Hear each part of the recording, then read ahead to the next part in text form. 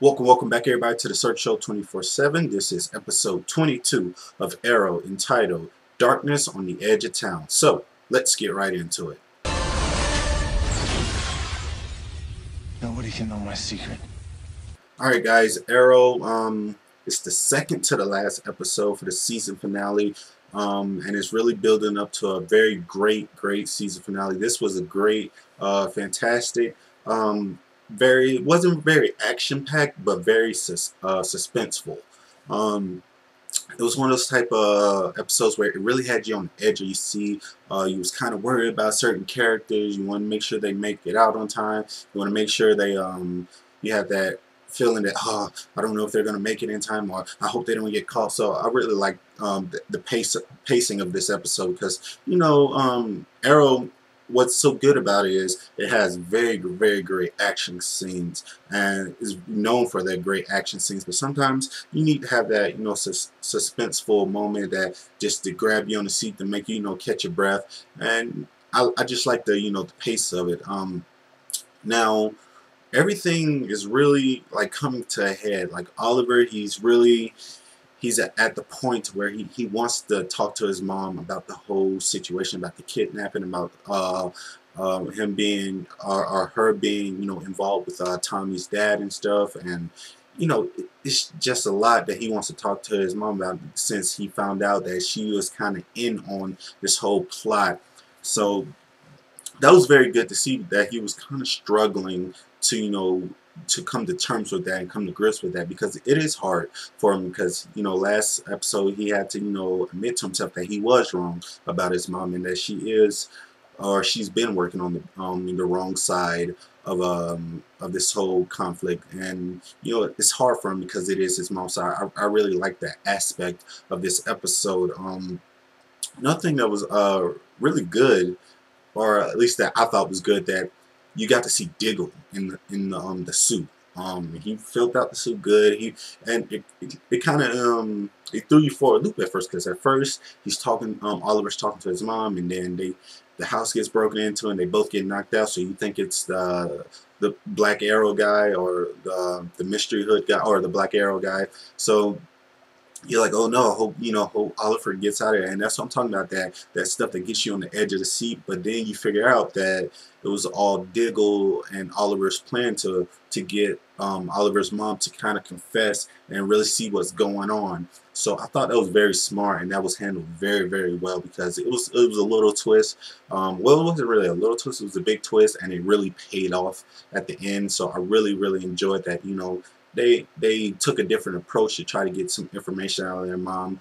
And I like the part where Diggle or Felicity was like, I thought you was gonna hold back on your punches, and he was like, I did. And you still see Oliver, he's pretty banged up, so you tell that Diggle, he's a pretty strong guy. So I really like that aspect, and I thought that was funny. Another thing about this episode I really enjoyed was, the whole Felicity stuff. I really like when they give her more stuff to do and she gets to go on the missions, because she brings a lot of great humor.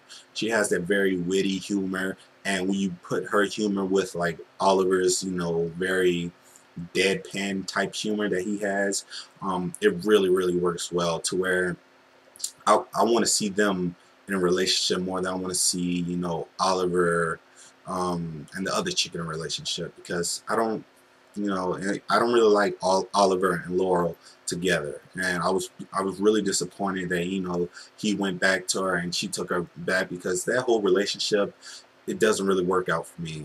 It really doesn't. If you watch any of my reviews, you know that Laurel is not the best character for me, and when you put her together with Oliver, it doesn't work really for me. Like I said before, I think Felicity is a much better character, and I would like to see her and Oliver hook up, and her and Oliver have a relationship.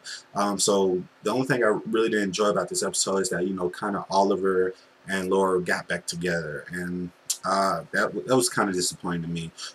But a thing that came out with, because there was a lot of relationship stuff in this episode. One of the relationships that I really did enjoy is Oliver's sister and Roy. I think they have a great relationship, way better than Oliver and Laurel's relationship. I think their relationship is, you know, Thea and Roy's relationship. It feels more organic. It feels more real. They really feel like they can actually be a couple, whereas Oliver and Laurel really feel like they're kind of just put together just because they're two hot people and they got to be put together. But Thea and Roy's relationship is really good, and you see Thea, she's really in this she has like this conflict within herself because she sees that Roy is really becoming really addicted to really finding out who the Hood is, who Green Arrow is, and his identity, and it's kind of pushing them two away from each other to where she's like, yo, you need to choose. It's going to either be Arrow or it's going to be me. But so I really like that aspect because it feels like a real couple will fight over something like that. So that's why I like their relationship better. And I really like Roy's reason for why he's really after and really trying to figure out the identity of Green Arrow, because he lost somebody very important and he doesn't want that to happen ever again. So he wants the Hood or Green Arrow to teach him and to train him to where he can never lose anybody again. So I like that aspect, and I like the reason behind Roy's motivation. So that was very good, very great storytelling. The stuff with what's his name, with the Black Hood or Black Arrow and Oliver, and how he's really developing into a very evil character. He can hold his own. You see that, like when Oliver comes to confront him, you really see he can still hold his own in a fight and stuff. But it had a very great twist at the end to where he's beating up Oliver and stuff, or he's beating up Red Arrow, and he pulls the hood back and he finds out that he's Oliver, and it leaves you on a very great cliffhanger, because now he's like, oh no. So I wonder what that means. Like, is he still going to try to kill Oliver, or is he now conflicted now? So I want to see, is he really conflicted? It's like, oh, well, I know this kid, so he's like my son's best friend, so should I kill him, or what should I do? So I like that conflict between that.